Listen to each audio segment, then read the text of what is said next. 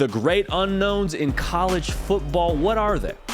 Well, we took to the Twitter sphere. At JD Piquel was where I posted this question for y'all, and we got some phenomenal answers from a lot of y'all. And so I just want to go through these and kind of break down what y'all are perceiving to be the big unknowns when it comes to the 2023 season. So the first unknown is from our good friend at Schaff, and he says his great unknown is Joe Milton's accuracy and touch when it comes to throwing the football.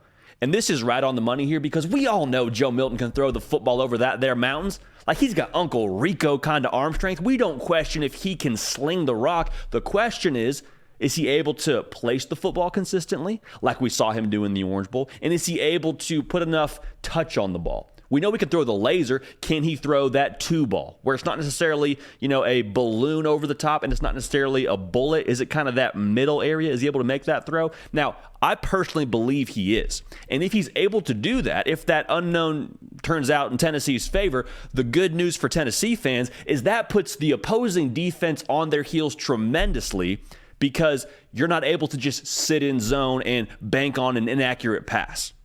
Does that make sense? If Joe Milton's able to be a consistent passer, this offense will be able to maximize the ability they have around Joe Milton because a lot of Josh Heupel's scheme is setting the defense up. And you set them up with the run, and you spread them out, and you set them up, and then eventually somebody wins on the outside. Or that safety rolls down too close to the box to try and help and run support because he's tired of having to make a tackle at 4 yards. And then you have a deep pass downfield open. So for Joe Milton, if he's able to consistently be accurate, consistently put touch on the football, you're going to be able to make good on some of those home run opportunities, right? But that's definitely a very big question because for Tennessee, they lost Hendon Hooker, they lost Jalen Hyatt, both gone to the league. And I truly believe that Joe Milton's going to be a force this coming season. And if he's able to be a force and Tennessee picks up where they left off a season ago offensively, they're going to be another double-digit win football team. So keep an eye on that. That's a very fair unknown to have when it comes to 2023. Make sure you're subscribed right here. We talk ball every day. Make sure you're following me on the socials at JD Piquel, Twitter, Instagram. Great way for us to have some interaction even when we're off the air. So thank you in advance for that. All right. The Spurs Up Show hit us up and said, which Spencer Rattler does South Carolina get this season? That's their unknown. And that's a very fair unknown as well because you look at Spencer Rattler last year and we tend to remember things in snapshots.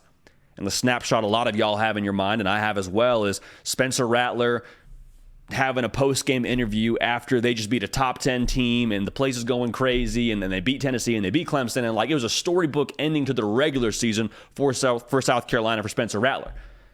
November Spencer Rattler, up to the bowl game, threw 13 touchdowns, 3 interceptions. That was how he finished from November through the bowl game against Notre Dame. Pretty good stats, right?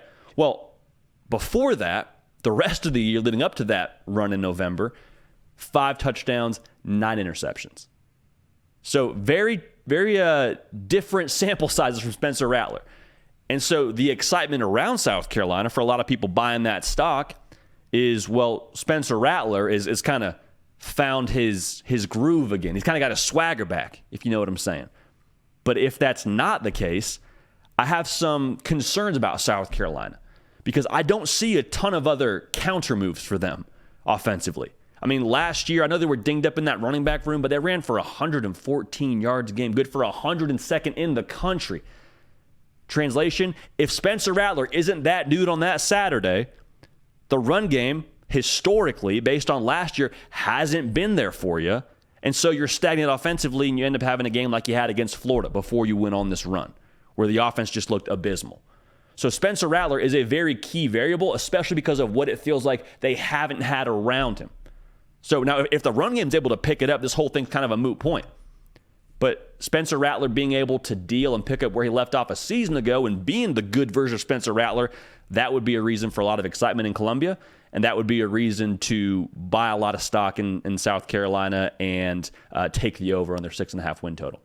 All right, so very, very fair unknown. And I believe it's going to be a big factor in the ripple effect with the race in the SEC based on who South Carolina plays.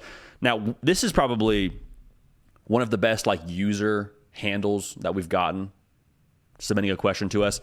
The name is Quinn Truther, but the Twitter handle is at Quinn Ewerscombe. Just let that sink in for a second. That's phenomenal. He asks, or his question, his unknown for the college football season, is can the Quinn Reaper put it together?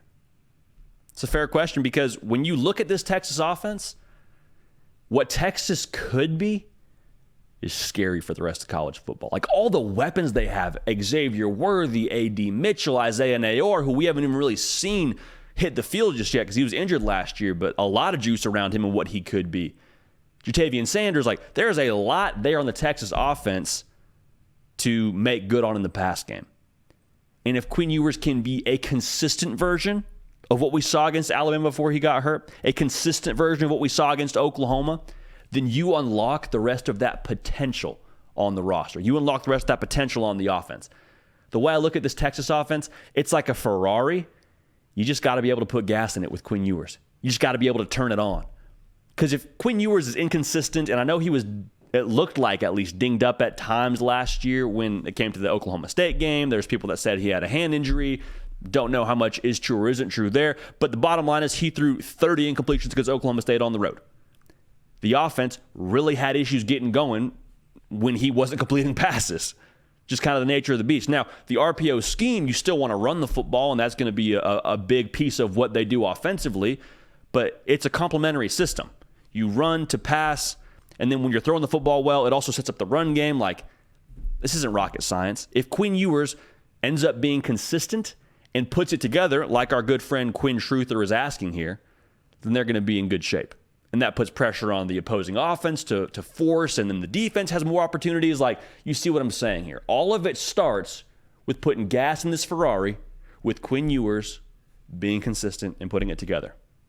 So that's a great unknown there as well. Now, Jesse has a question when it comes to Nebraska.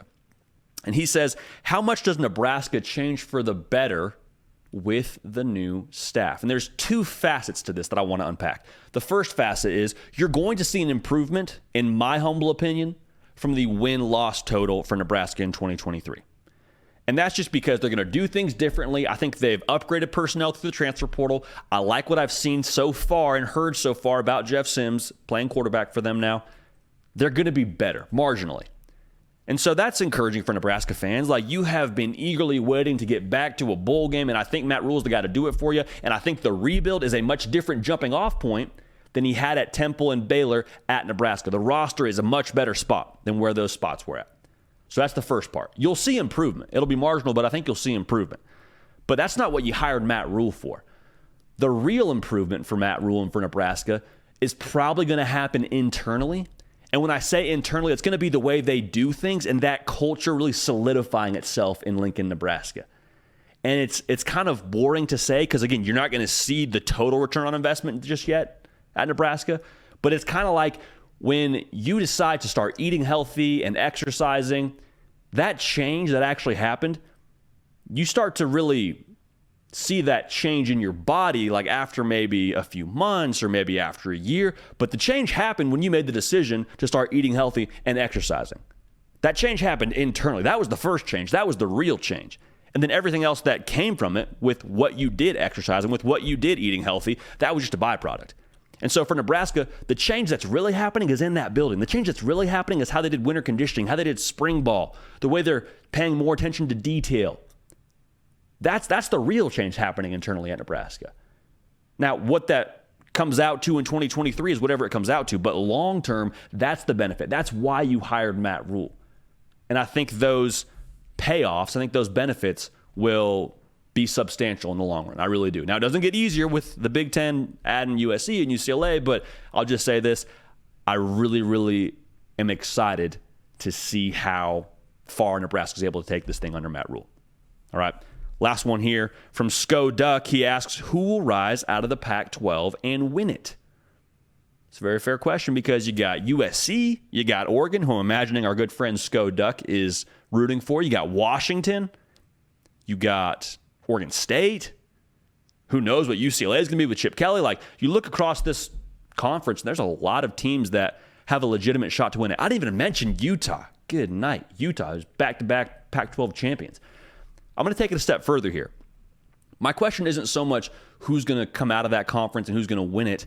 My question is even more so, do they rise to the level to where we're talking about a Pac-12 team in the college football playoff? Because think about it that way. There's the whole conversation around, yeah, it's going to be just demolition derby. It's going to be gladiator style to where they're going to go at each other's necks for 12 weeks, and whoever walks out of that title game the champion, good for them. They've earned it. Like, that's a real thing. But my question is, what if USC flexes up a little bit and just says, nope, we're the top dog, runs through this conference undefeated, runs through their schedule undefeated, finds themselves in the college football playoff? What if Oregon's that team? What if they say, you know what? Year 2, we don't care. Bo Nix is back. Let's make a run at this thing. And they get through their schedule with one loss and find themselves in the college football playoff. Whoever wins this conference will absolutely have earned it. But the thing that I'm watching for, the greater unknown in my mind, is who rises up and to what degree. Because the Pac-12 conference, I think, to give you a little appetizer here, I think there is, we're going to give a prediction here a little bit later in the summer. I lean right now towards putting a Pac-12 team in the college football playoff.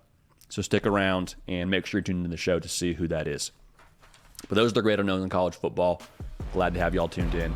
Keep an eye out for that. We're going to tweet that again, or maybe we'll retweet that. We'll keep pulling from those and hear from y'all for the great unknowns across this beautiful thing that's the college football landscape. Hey y'all, thanks so much for watching. Subscribe to the channel here to make sure you don't miss an episode of The Hard Count. Also be sure to check out other videos on the On3 YouTube channel.